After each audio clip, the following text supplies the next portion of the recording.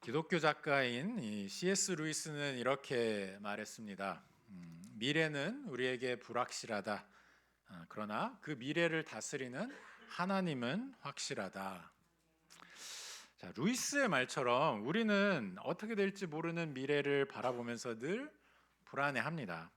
가끔은 지금 내 삶에 확실한 거는 하나도 없는 것 같다 이런 생각이 들어서 좀 덜컥 겁이 날 때도 있습니다.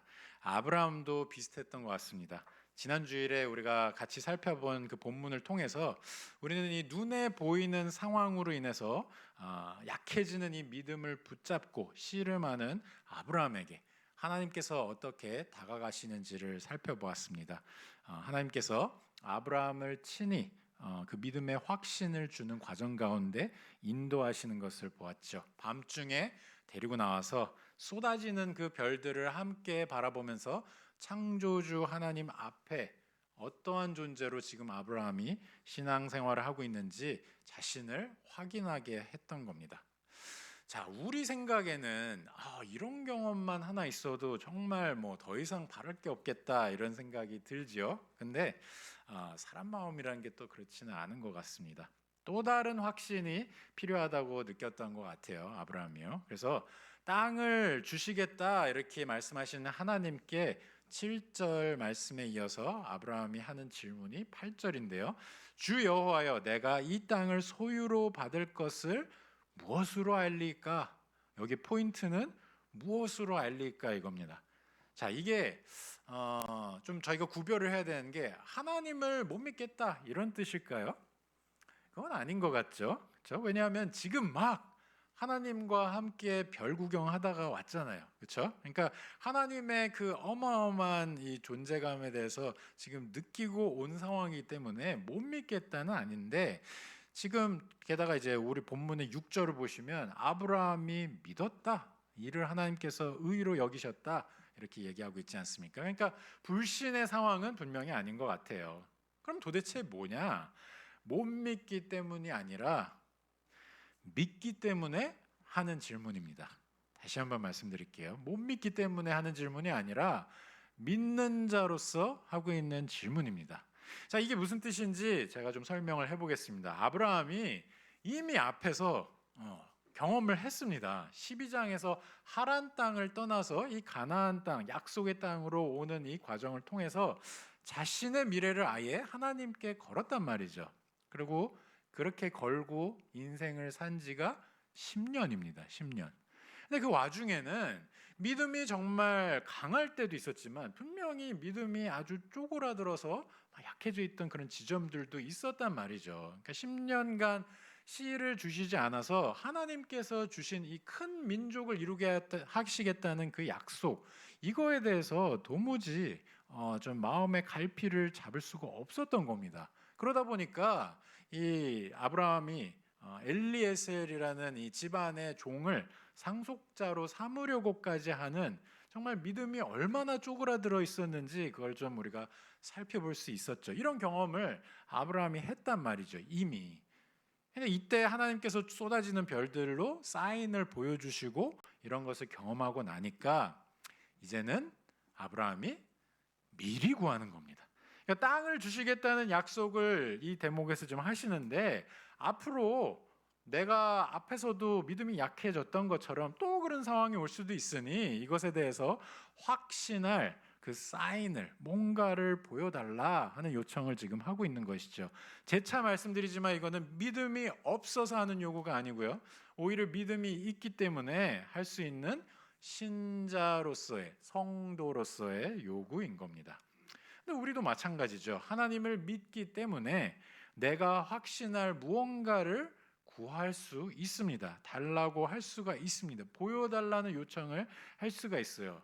근데 이런 요구에 오늘 본문에서 하나님께서는 가장 확실한 답을 주시는데 그 답이 바로 언약입니다.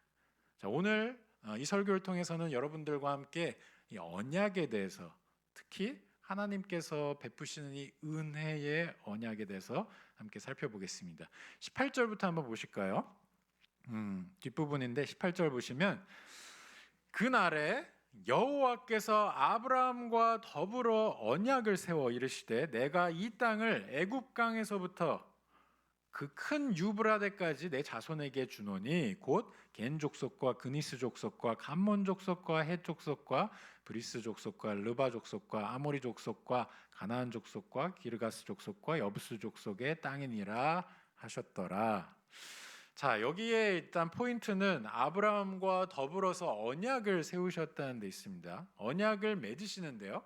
앞에서 우리가 아브라함이 경험했던 것을 한번 기억을 해보면 앞에서도 분명히 별을 보여주시면서 아주 구체적인 아브라함의 집에 이 상속자는 종 엘리에셀이 아니라 아브라함 내 몸에서 날 그 상속자다 이렇게 말씀하셨잖아요. 이번에도 마찬가지입니다. 땅을 주시겠다 하시면서 구체적으로 어느 족속들의 땅이 너의 땅이 될 건지 말씀을 하십니다.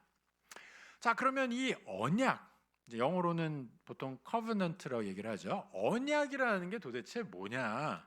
아브라함 때 이 고대 근동 지역에서 있었던 그 배경을 조금 알아야 될 것 같습니다. 이제 정치적, 사회적 관계를 맺을 때 그 당시에는 이 언약이라는 형태로 그것을 확립을 했는데요. 언약을 맺을 때에는 이 두 개체가 상호 간의 일종의 약속이 있어서 서로가 해줘야 되는 의무가 동반됐습니다.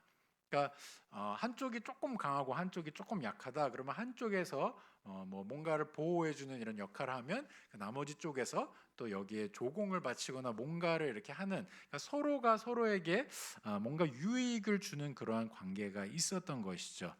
그런데 여러분들이 한번 생각을 해보십시오. 이런 관계가 가능하려면 이 두 개체가 동등하거나 아니면 서로 뭔가 유익을 주고받고 의무도 서로 요구할 수 있는 뭐 그런 관계여야 되지 않겠습니까? 그렇죠? 제가 왜 이걸 이렇게 장황하게 설명하느냐?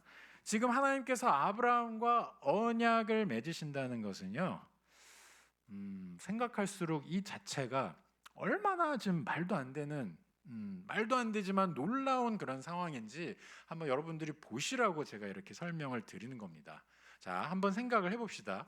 한없는 영광의 하나님, 그리고 미미한 피조물인 이 아브라함, 이 두 존재의 어떤 위상을 우리가 고려해 볼 때 동등이라는 거는 사실 우리가 그 말조차도 쓸 수가 없지 않겠습니까? 그렇죠? 하나님과 일개의 피조물이 어떻게 동등함이 있을 수 있겠어요? 아브라함이 그리고 무슨 수로 부족한 게 하나도 없으신 완전하신 하나님께 무슨 유익을 뭐 드릴 수 있겠냐고요. 그렇죠? 그리고 창조주 하나님께서 일개 피조물인 이 아브라함에게 무슨 책무나 의무가 있겠어요? 말이 안 되는 겁니다. 그러니까 조금만 생각해봐도 지금 우리가 보는 우리야 언약 맺는 이런 거를 너무 어린 나이부터 봐왔기 때문에 그냥 언약 맺었나 보다 뭐 이렇게 하는데, 사실은 조금만 따지고 들어가면, 그리고 당대에 있었던 이 언약의 관행들을 우리가 알면 이게 지금 있을 수 없는, 출발점 자체가 성립할 수 없는 그런 상황인 겁니다. 그런데요, 이게 가능할 수 있는 유일한 방법이 딱 하나 있습니다. 그게 바로 한없이 높으신 하나님께서 한없이 낮아지시는 거예요. 이거를 웨스트민스터 신앙 고백서의 이 7장 1항에서 좀 잘 정리를 해주고 있는데 제가 한번 읽어봐 드리겠습니다. 잘 들으세요. 하나님과 피조물의 간격은 참으로 크기 때문에, 그러니까 여기선 지금 창조주와 피조물 사이에 이 넘을 수 없는 선, 무한대로 큰 이 간격을 얘기하고 있습니다. 근데 그렇기 때문에 이성적 피조물이 창조주이신 하나님께 복종하는 것은 마땅하다. 한없이 높으신 하나님과 한없이 낮은 피조물은 당연히 피조물이 창조주께 복종해야 되는 그런 관계라는 거예요. 근데 여기 나오는 설명은 그럼에도 이들이 하나님의 어떤 복과 상을 받는 것은 하나님의 자발적 낮추심으로 이루어지는 일이다. 그래서 하나님께서 이 자발적 낮추심을 언약의 방식으로 나타내기를 기뻐하셨다, 이렇게 적고 있습니다. 한번 생각을 해보시죠. 그러니까 지금 오늘 본문에 이루어지고 있는 이 언약을 맺으신 이 사건 자체가 사실은 우리가 이 신앙 고백서를 토대로 다시 한번 생각해 보면 한없이 높으신 창조주 하나님께서 한없이 낮아지셨기 때문에 가능한 거라고 그랬잖아요. 그러니까 이 낮아지심을 그것도 하나님께서 자발적으로 그리고 기뻐하시는 마음으로 언약이라는 이 형태, 이 방식으로 아브라함에게 그리고 우리에게 나타내신 겁니다. 그러니까 언약은 하나님의 마음을 우리에게 그냥 펼쳐 보여주신 거예요. 그렇게 높고 영광스러운 하나님께서 내가 여기까지도 너를 위해서 낮아지겠다 이렇게 말씀하시는 거란 말입니다. 자, 그러면 하나님께서 아브라함과 이 언약을 도대체 어떻게 맺으시는지 한번 본문을 통해서 살펴보겠습니다. 일단 시작점을 보시죠. 이 시작점을 한번 보시면 시작점이 그걸 하나님이 하십니다. 하나님이. 자, 먼저 당신이 누구신지를 밝히시는데요. 7절 나는 이 땅을 내게 주어 소유를 삼게 하려고 너를 갈대아인의 우르에서 이끌어낸 여호와니라 이렇게 이야기합니다.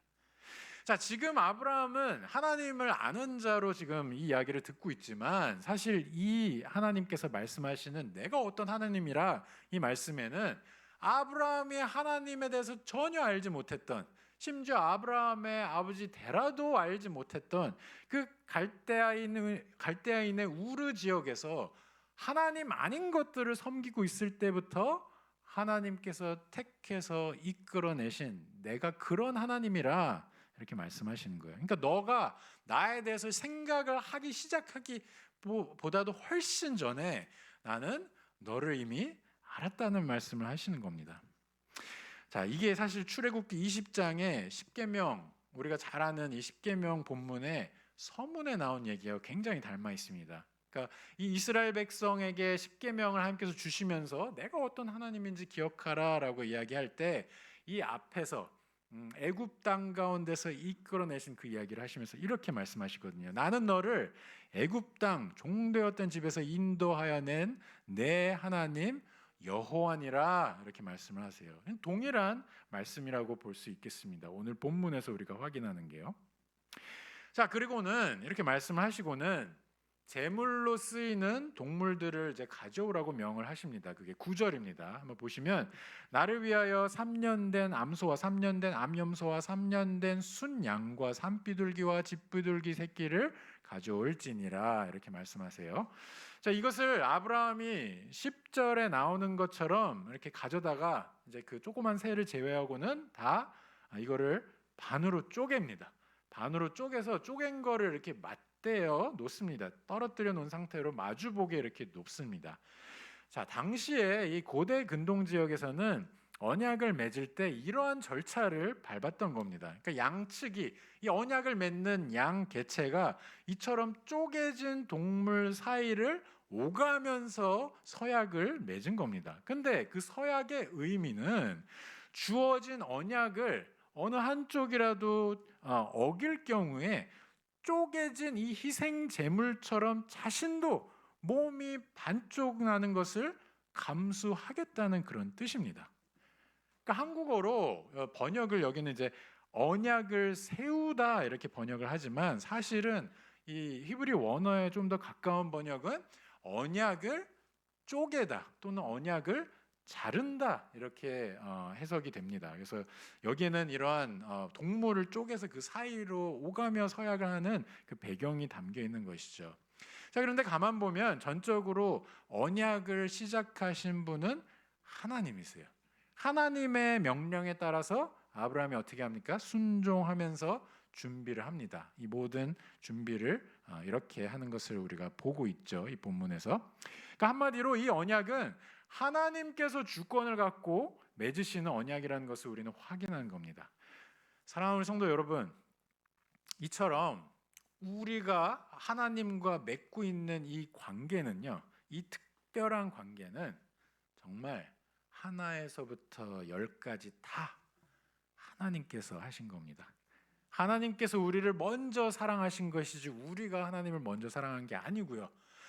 하나님께서 영원 전부터 우리를 택하신 것이지 우리는 한 번도 하나님을 먼저 택한 적이 없습니다.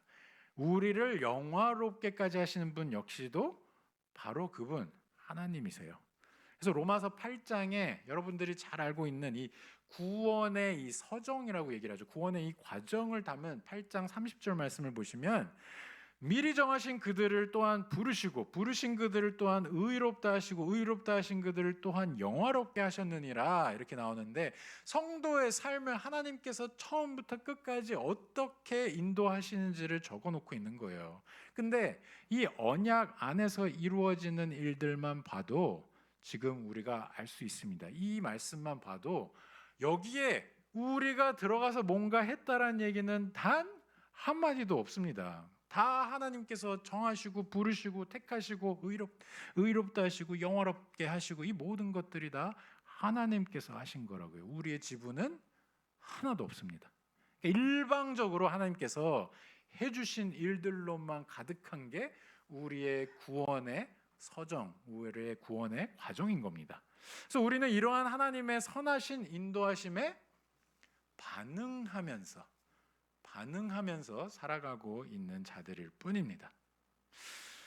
자, 그런데 이러한 언약 관계 가운데 이제 들어가는 이 아브라함에게 11절을 보시면 뭔가 좀 이제 심상치 않은 일들이 벌어집니다. 11절에 솔개가 나타나죠, 갑자기. 그래서 솔개가 와서 이 쪼개놓은 이 언약을 맺기 위해서 쪼개놓은 동물들 위에 자꾸 이제 내려앉으려고 하는 겁니다. 이거 뭐겠어요? 먹으려고 그러는 거죠. 이 쪼개진 이 사체를 이제 먹는 겁니다. 그래서 아브라함이 막 내쫓습니다. 근데 하나님과 이 언약 관계 가운데 있는 이 백성들이 잊지 말아야 할 점은 그 점을 우리에게 좀 상기시키는 장면입니다. 무슨 뜻이냐? 언약 안에 있다는 이 사실 자체가 평탄한 삶을 의미하는 것은 전혀 아니라는 겁니다. 다시 말해서 하나님께서 주권적으로 인도하시는 관계인 건 맞지만 여기에는 세상 속에서 신자가 마땅히 살아내야 하는 쉽지 않은 삶의 몫이 있다는 겁니다. 자, 사실 뒤에 이제 하나님께서 보시면 바로 뒷구절에 보시면 하나님께서 흑암 가운데 어떤 하나님의 권능으로 임하시는 걸 우리가 봅니다. 그러면 자연스럽게 드는 생각은 아니 기왕 그렇게 권능으로 임하실 거 조금 더 앞서서 솔개까지 하나님께서 좀 처리하시면 얼마나 쉬워요. 아브라함이 이렇게 고생해서 막 쫓아내지 않아도 되고. 그런데 하나님께서 그렇게 하지 않으신단 말이죠. 그러니까 여기에는 하나님의 아주 분명하고 아주 세세한 목적이 있는 겁니다. 세상에서는 하나님과의 우리의 관계를 이 회방하려고 사방으로 우리를 우겨싸고 공격을 하거나 우리를 세상과 타협하게 만들려고 온갖 유혹을 하는 이런 솔개들이 계속해서 우리의 삶을 굉장히 번거롭게 만들 것이라는 것이죠. 거기에는 고난도 있고 어려움도 있고 굉장히 힘든 일들도 있다는 겁니다. 그런데 이러한 일들을 하나님께서 그냥 다 치워버리시지 않으시는 것은 하나님께서 우리를 세상 속에서 어떤 비닐하우스 속에 온실 속 화초처럼 그렇게 키우시는 게 아니고요. 그냥 모든 어려움을 다 제하여 버리시는 게 아니고 세상 가운데 이에 맞서서 이런 어려움들을 감내하면서 겪으면서 감당하는 삶을 살기를 원하시는 그 뜻이 있다는 겁니다. 자, 그렇게 해서 이제 아브라함이 솔개를 쫓아내니까 12절에 어떤 일이 일어납니까? 해질녘에 아브라함이 깊은 잠에 듭니다. 근데 큰 흑암이 몰려오고 이제 두려움이 이 아브라함에게 임하죠. 하나님의 그 영광스러운 모습 가운데 두려움을 느끼게 되는 인간의 자연스러운 모습입니다. 우리가 시내산에서나 성막에 하나님께서 임하실 때 그 영광을 드러내실 때 이러한 장면들을 많이 보지 않았습니까? 근데 여기에서도 역시나 아브라함은 자고 있고요. 하나님께서 주권적으로 임하십니다. 근데 이 가운데 아브라함에게 앞으로 이스라엘 백성들, 이 아브라함의 무수히 많은 이 후손들에게 일어날 고난의 삶에 대해서 말씀하십니다. 한번 보실까요? 13절, 14절. 13절 보시면 너는 반드시 알라 내 자손이 이방에서 객이 되어 그들을 섬기겠고 그들은 400년 동안 내 자손을 괴롭히리니 그들이 섬기는 나라를 내가 징벌할지며 그 후에 내 자손이 큰 재물을 이끌고 나오리라. 자, 지금 뭐 아브라함이 뭔가를 잘못해서 지금 이방의 객이 되게 하는 후손들로 하여금 그런 게 아니잖아요, 그렇죠? 지금 그냥 아브라함에게 하시는 말씀이 너의 후손들이 이러한 과정을 거치게 될 거다. 근데 그 과정이 굉장히 녹록지 않단 말이죠. 그러니까 아브라함이 하란에서부터 걸어와서 가나안 땅까지 이 여정, 이것뿐만 아니라 그의 후손들이 애굽에 내려가서 겪게 될 이 종살이에 대한 내용, 그리고 애굽을 하나님께서 또 심판하시면서 광야 가운데 또 구원하실 것이며 그 과정 가운데 또 재물도 얻게 될 거라는 이 400년간에 이루어지는 일들을 이렇게 미리 훑어 주신 겁니다. 자, 이렇게 하나님께서 인간적으로는 좀 유쾌하지 않은 일들, 고난과 고통이 있는 삶에 대해서 이스라엘 백성에게, 그러니까 이 아브라함에게 미리 말씀해 주시는 이유가 뭘까요? 겁을 주려고 그러시는 걸까요? 아니죠. 하나님께서 하시려는 말씀은 이렇게 고난과 고통과 쉽지 않은 일들이 있는 신자의 삶은 우연이 아니라는 겁니다. 신자의 삶에 어떤 힘든 일이 있는 거는 그냥 어쩌다 보니 생긴 일이 아니라는 겁니다. 하나님의 선하신 계획과 뜻 가운데 이러한 일들조차도 다 있다는 것을 하나님께서 알려주시는 겁니다. 우리가 지난주일 오후 소요리 문답 시간에도 배우지 않았습니까? 하나님의 작정 가운데 우리가 겪는 모든 일들이 다 포함되어 있다고 말이죠. 그러니까 하나님께서 하시는 그 모든 일들, 우리 삶 가운데 성도로서 살아가면서 겪는 그 모든 일들에는 하나님의 굉장히 섬세한 터치와 목적과 케어가 담겨 있다는 것을 우리는 반드시 기억해야 합니다. 사랑하는 우리 성도 여러분, 어려운 시기를 지나고 계십니까? 혹시 뜻밖의 일을 당해서 좀 상심해 있으십니까? 그 일들마저도 하나님의 다스림 아래 있다는 것을, 그리고 그 가운데 하나님께서 언약 백성들을 위해서 아주 특별한 구원의 여정으로 인도하고 계시다는 것을 여러분들이 반드시 믿으시기 바랍니다. 그것을 믿으실 때에 여러분들의 삶 가운데 어려움과 힘든 일들로 점철이 되어 있어도 그 과정을 겪으면서도 위안과 용기를 얻을 수 있는 겁니다. 사람들이 격려해주고 위로해주는 것도 물론 그것도 위로가 되죠. 어느 정도 됩니다. 하지만 하나님께서 말씀하시는 이 큰 그림을 우리가 알지 못하면 우리는 계속해서 하나님 앞에 감내할 수 없는 그러한 어려움 가운데 계속해서 질문을 던질 수밖에 없을 겁니다. 주님, 이게 뭡니까? 나의 삶이 왜 이런 일들을 맞이해야 됩니까? 이런 질문들로 가득할 수밖에 없겠죠. 그러나 하나님께서 어떤 일들을 행하시는지 아는 자라면, 그게 구체적으로 나의 삶의 어떤 모습인지는 내가 모르더라도 그 일을 감당하시는 하나님께서 어떤 분이신지를 안다면, 그리고 나를 어떠한 관계 가운데 불러주셨는지를 안다면 아무리 어려워도 그 하나님 믿고 나아가는 겁니다. 그 고난과 고통의 해결이 빨리 되면 당연히 너무 좋겠죠, 그렇죠? 근데 때로는 그렇지 않을 수도 있습니다. 오늘 본문 16절을 보시면 이스라엘 백성들이 약속의 땅으로 돌아오는 것은 4대 만이라고 적어놓고 있습니다, 그렇죠? 그러니까 생전에 이걸 보지 못하는 이 백성들도 있었다는 겁니다. 해결점을 보지 못한, 그리고 그냥 눈을 감은 자들도 있다는 겁니다.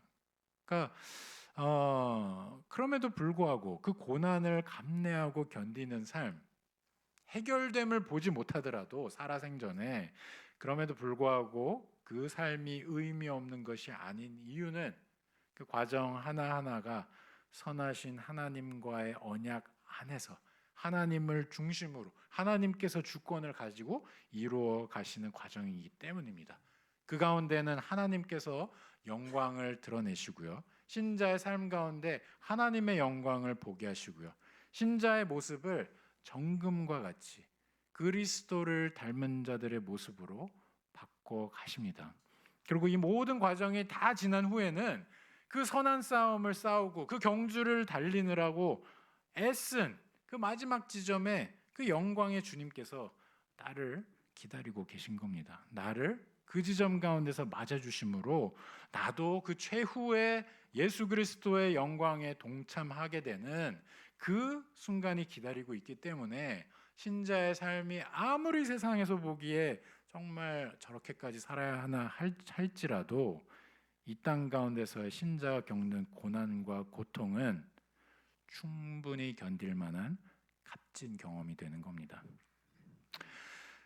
자, 오늘 이 언약을 맺는 장면에서 우리에게 가장 큰 확신을 주는 장면이 있다면, 그리고 동시에 우리에게 가장 큰 충격을 주는 장면이 있다면 그것은 아마도 17절의 내용일 겁니다. 한번 같이 보실까요? 해가 져서 어두울 때에 연기 나는 화로가 보이며 타는 횃불이 쪼갠 고기 사이로 지나더라. 아멘. 그러니까 지금 하나님께서 이 고대 근동 지역에서 언약을 맺을 때 늘 하던 걸 지금 하고 계시는 거예요, 사실은. 쪼개놓은 이 동물 사이로 화로, 이 연기 나는 화로와 타는 횃불의 형태로 하나님께서 나타나셔서 그 사이로 지금 지나가는 그런 장면이지 않습니까? 자, 그런데 이게 왜 충격적이냐? 뭐 화로가 지나가고 있어서 충격적인 걸까요? 아닙니다. 충격적인 이유는 지금 하나님께서 홀로 이 쪼갠 고기 사이로 지나가고 있기 때문입니다. 자, 앞에서 제가 설명한 것을 다시 한번 기억해 보시죠. 사실 언약을 맺는다는 것 자체가 제가 아까 뭐라고 말씀드렸죠? 말이 안 되는 거라고. 한없이 높은 하나님과 한없이 낮은 인간 아브라함 사이에 언약이 체결되는 것 자체가 말이 안 되는 건데 하나님께서 친히 낮아지셔서 비로소 가능한 거라고 말씀드렸잖아요. 그런데 지금 어디까지 낮아지셨는지 한번 보시란 말이죠. 우리가 받아야 할 극악한 죄의 심판을 다 받으시고 가장 수치스러운 죽음을 죽으시기까지 그렇게까지 낮아지신 분이 하나님이라는 것을 이 언약이 사실은 드러내고 있습니다. 이 언약을 맺는 장면을 보시죠. 원래대로라면 양측이 함께 동물 사이로 지나가야 합니다. 그런데 아브라함이 어디 있습니까? 없잖아요. 하나님만이 지금 이 동물들 사이로 지나고 계시단 말이죠. 이게 뭘 뜻하냐면은 양측 중에 누군가가 이 언약을 깨버리게 되면 이 쪼개진 동물처럼 찢기는 그 죽음을 맞이하는 형벌을 하나님 홀로 다 감내하시겠다는 뜻입니다. 근데 생각을 해보세요. 이 언약을 하나님이 깨시겠어요? 절대로 그럴 리가 없죠. 하나님은 거룩하시고 신실하신 하나님이시니까요. 깨면 100% 아브라함이 깨는 것이고 인간이 깨는 것이고 저와 여러분이 깨는 겁니다. 그런데 그것까지도 다 짊어지시겠다는 겁니다. 그러니까 지금 벌어지고 있는 이 상황, 하나님께서는 스스로 한없이 낮추셔서 우리와 관계 가운데, 언약 가운데 들어오실 뿐만 아니라 그 언약 안에서 우리가 마땅히 다 감당해야 할 우리의 죄과까지도 하나님께서 다 짊어지시고 우리는 하나님과의 영원한 이 관계를 누릴 수 있도록 완전한 의인으로 삼으시겠다는 내용이 여기 있는 겁니다. 이 언약의 내용이요. 우리가 보고 있는 이 창세기 15장 뒷부분의 이 내용이요. 이게 사실은 하나님께서 우리가 가장 확실하게 느끼고 알 수 있는 실체로 우리 가운데 드러내 주셨는데 그게 바로 예수 그리스도입니다. 확신할 그 무언가를 찾는 아브라함에게, 그리고 저와 여러분에게 가장 확실하신 하나님께서 가장 확실한 실체, 바로 예수 그리스도를 우리에게 주신 거란 말입니다. 사랑하는 우리 성도 여러분, 모든 게 불확실하게 느껴지는 이 시대 가운데 우리는 살아가고 있지 않습니까? 얼마나 정말 좀 확실한 거를 잡아보려고 얼마나 노력합니까?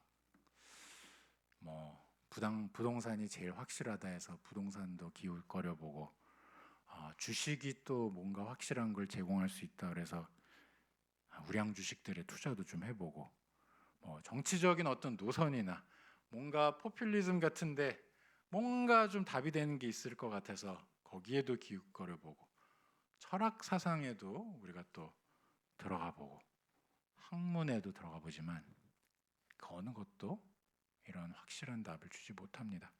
오직 예수 그리스도만이 우리에게 가장 확실한 답, 가장 확실한 믿음의 확신을 주실 수 있으세요.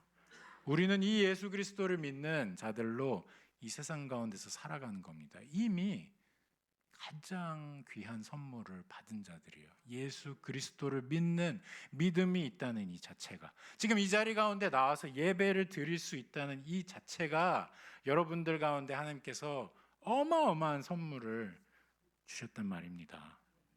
이게 얼마나 귀한 일인지, 얼마나 소중한 건지 우리는 매 순간 기억을 해야 합니다. 저 여러분에게 그거 기억하라고 한샘교회가 존재하는 겁니다. 다른 어떤 일이 닥쳐도 저와 여러분은 하나님께서 우리를 이렇게 사랑하셔서 정말 그 아들을 내어주시는 것도 마다하지 않으시면서 맺으신 이 언약을 벗어나지 못합니다. 우리는 그리스도와 믿음으로 연합되었기 때문에 우리는 영원토록 이 언약 가운데서 벗어나지 못해요. 하나님의 그 신실하심 가운데 절대로 누락되거나 낙오될 수가 없다는 겁니다. 이걸 기억하라고 우리를 한 자리로 모으셔서 예배하게 하시고, 이걸 기억하라고 하나님께서 계속해서 우리에게 당신의 숨결과 같은 말씀을 들려주시고, 그리고 이걸 기억하라고 서로가 지금 여기 있는 겁니다. 서로가 서로를 보면서, 그렇지, 이 형제가 바로 이 하나님과의 언약 가운데 들어갔기 때문에, 이 예수 그리스도를 만났기 때문에 이 자리 가운데 나와 함께 교제하고 예배하는구나, 이걸 보면서 여러분들로 하여금 다시 한번 고난 가운데, 역경 가운데 예수 그리스도만 붙잡으라고 그렇게 부르신 거란 말입니다. 여러분들 주변을 둘러보세요. 아무도 안 둘러보시네요. 여러분들 옆에 앉아있는, 앞뒤에 앉아있는 분들이 그렇게 소중한 분들입니다. 하나님께서 이토록 사랑하셔서 정말 언약 가운데 부르시고, 우리 한샘교회 가운데 부르시고 함께 예배하게 하시는 겁니다.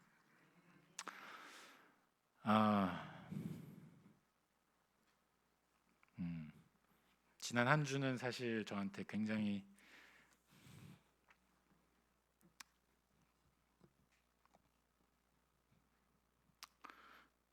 좀 많이 힘든 주였던 것 같아요.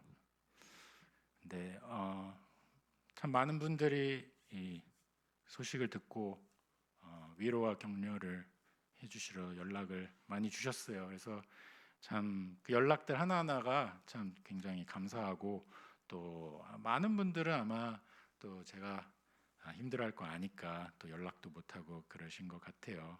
그래서 근데 이제 그 중에서도 성도님들로부터 받은 그 위로와 또 격려와 기도는 좀 특별했던 것 같습니다. 왜냐하면 성도님들의 기도와 격려는 저로 하여금 예수님을 기억하게 하기 때문인 것 같습니다. 내가 이렇게 하나님께서 부르신 자들로부터 격려를 받고, 또 예수 그리스도를 구주라 함께 고백하는 자들로부터 이 상황 가운데 같이 걷고 있다는 것을 느낄 수 있는 거, 이거는 정말 예수님께서 이렇게 언약 가운데 부르셔서 우리를 하나로 정말 예수 그리스도의 몸을 이루는 그러한 한 공동체로 묶어 주셨기 때문에 가능한 건데 그게 참 많이 감사했습니다. 그래서 진심으로 여러분 모두께 모든 성도님들께 감사드립니다. 근데 이게 성도됨의 특권이자 복됨이 아닐까 하는 생각을 해봤습니다. 그러니까 서로에게 기쁠 때나 또 슬플 때나 예수 그리스도를 기억하게 하는 그런 존재가 될 수 있다는 거, 이거는 정말 엄청난 복입니다. 예수 그리스도가 누구신지를 기억하면 기억할수록 나를 통해서 어떤 지체가 예수 그리스도를 기억한다고, 예수님께서 행하신 일을 기억한다고, 이거는 정말 이거 이상 기쁘고 또 이거 이상 어떤 내가 왜 살아야 되는지 동기부여가 되는 일이 없습니다. 목회 현장이 그렇고요, 선교의 현장이 그렇고, 그리스도의 이름이 드러나는 그 모든 현장들이 이러한 일 때문에 우리가 하나님 앞에 삶을 헌신하고 나아가는 거 아닙니까? 정말 이 그리스도와의 관계와 맞바꿀 수 있는 것은 아무것도 없기 때문에 그렇습니다. 다음 주일에는 예배 중에 아주 특별한 시간이 있습니다.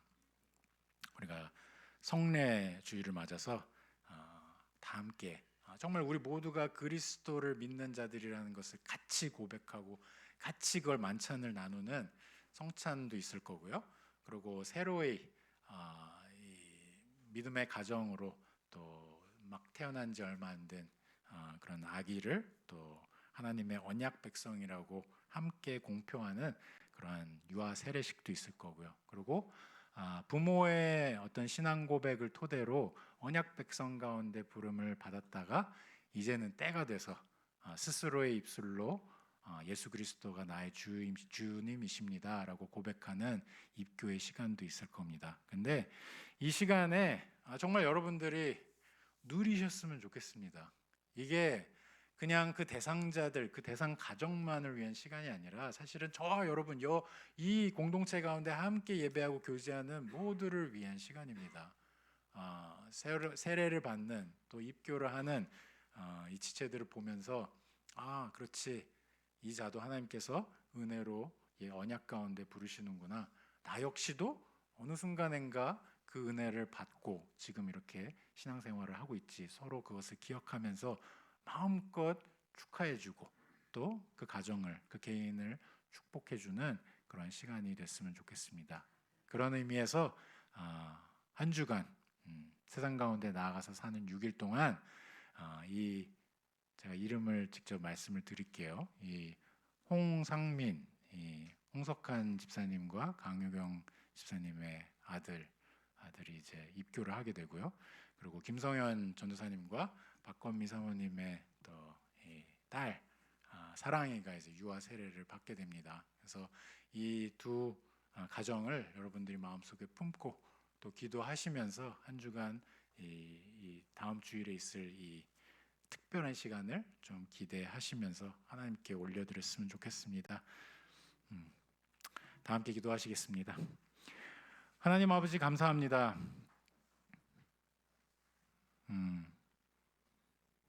우리를 언약 가운데 부르신 그 자체가 참 이해할 수 없는 미스테리오, 정말 신비한 일이라는 것을 다시 한번 우리가 깨닫습니다. 하나님은 한없이 높으시고 거룩하시며 우리는 감히 그 하나님과 관계 가운데 들어가는 것을 생각조차 할 수 없는 미미한 존재들이오나 주님께서 우리를 은혜 가운데 부르시고 우리로 하여금 그리스도와 연합되게까지 하셔서 하나님과의 그 긴밀한 관계 가운데 불러주시니 감사합니다. 그렇게 우리를 불러주셨기 때문에 우리가 지금 주님을 아는 자들로, 예배하는 자들로, 세상 가운데서 크리스찬으로 살아가는 자들로 여기 있습니다. 주님, 이것을 항상 기억하게 해주시옵소서. 나를 언약 가운데 부르신 예수 그리스도를 항상 기억하게 해주시옵소서. 그리고 서로가 서로에게 그리스도를 기억나게 하는 그러한 존재가 되게, 그러한 성도들이 되게, 서로를 정죄하고 판단하는 자들이 아닌 정말 그리스도를 기억나게 함으로 서로 격려하고 사랑하는 관계가 되게 인도하여 주시옵소서. 이 모든 말씀 살아계신 예수 그리스도 이름으로 기도합니다. 아멘.